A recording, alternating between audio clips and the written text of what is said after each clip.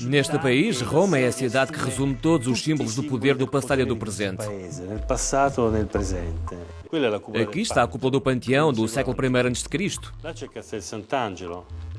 Ali é possível ver-se o Castelo Sant'Angelo, onde o imperador Adriano foi enterrado e onde foi construída a fortaleza da igreja. Mais à frente encontramos a torre de Montecitorio, no topo da Câmara dos Representantes. A coluna Antonini está em frente à sede do governo. Ali está a Presidência da República. Aquele edifício amarelo é muito significativo para a cidade, porque costumava ser a residência de Giovanni Agnelli, o dono da Fiat. E chegamos ao monumento dedicado ao rei Vittorio Emanuele II, construído no final do século XIX para celebrar a unificação de Itália. Nesta cidade, houve um exercício contínuo do poder durante 2767 anos. Giuro di essere fedele alla Repubblica. Hoje o poder italiano está nas mãos de Matteo Renzi e dos seus ministros. É o terceiro governo em pouco mais de 2 anos. Assim como os 2 governos anteriores, é o resultado de um acordo entre as forças políticas rivais com o objetivo comum de reformar o sistema e colocar a economia italiana no bom caminho. Muito se fala sobre as reformas, mas poucas decisões foram tomadas nesse sentido. Nos últimos anos, os burocratas tomaram conta do processo legislativo. São eles que fazem as leis. Escrevem-nas dentro dos ministérios, depois seguem para o Parlamento, onde recebem o voto de aprovação. Mas antes que uma lei possa ser adotada, é preciso mais regulamentação. Uma tarefa a cargo das mesmas pessoas que a escreveram.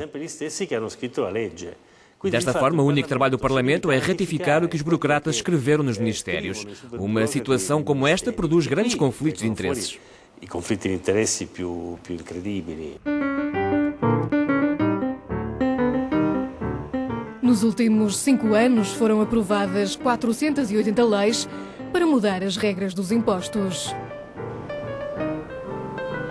Destas 480, cerca de 60 simplificaram o sistema, enquanto as outras o tornaram ainda mais complexo.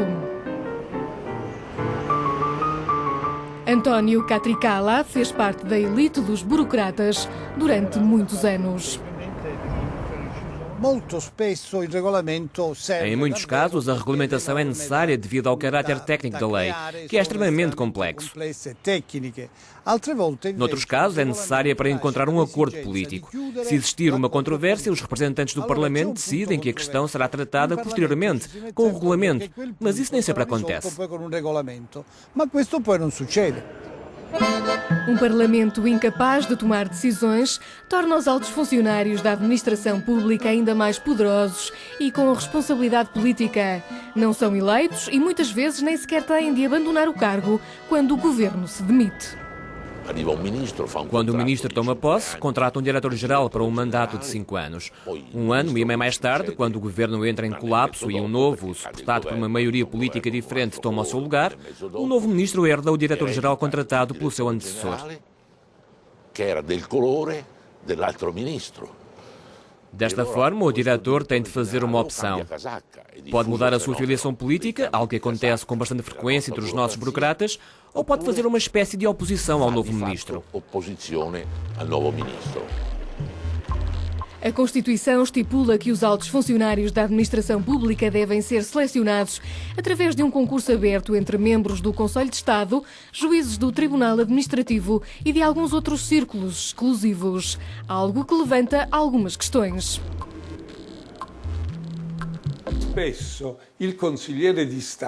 Muitas vezes o conselheiro de Estado acaba por ser o juiz que aplica a lei, porque existem leis que ele próprio elaborou literalmente, ou contribuiu para elas juntamente com o ministro. Desta forma, se voltar a ser juiz, vai tomar uma decisão num tribunal com base na lei que escreveu. E aqui, os papéis entram em conflito. O papel do legislador e o de juiz, que devem ser sempre separados. Desde 1889 que o Conselho de Estado tinha a sua sede no Palazzo Spada, um dos edifícios mais impressionantes da Roma barroca. No pátio, a galeria em perspectiva de Francesco Borromini cria a ilusão que a escultura está feita em tamanho real, quando na verdade tem apenas 60 centímetros. O governo de Renzi tenta fazer algo semelhante com a burocracia, reduzir o poder que acumulou ao longo dos últimos anos. O novo ministro pode mudar o topo da sua administração, os diretores-gerais. Tem 3 meses para o fazer. Portanto, dizer que está de mãos atadas devido à situação que herdou do passado não é totalmente correto. A escolha do seu chefe de gabinete é totalmente livre.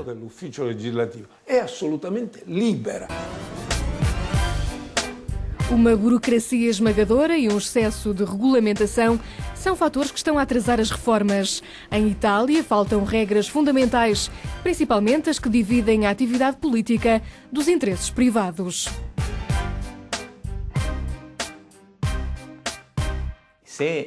Se um membro do Parlamento não for reeleito, pode passar a fazer parte de um lobby. Isso significa que pode pressionar os ex-colegas.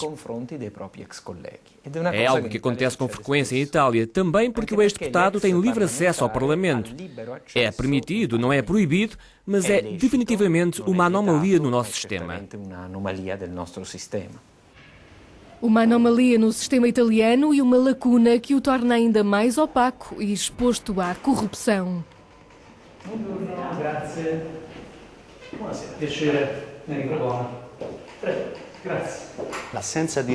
A ausência de regras no que diz respeito ao lobby em Itália vem principalmente de uma escolha política.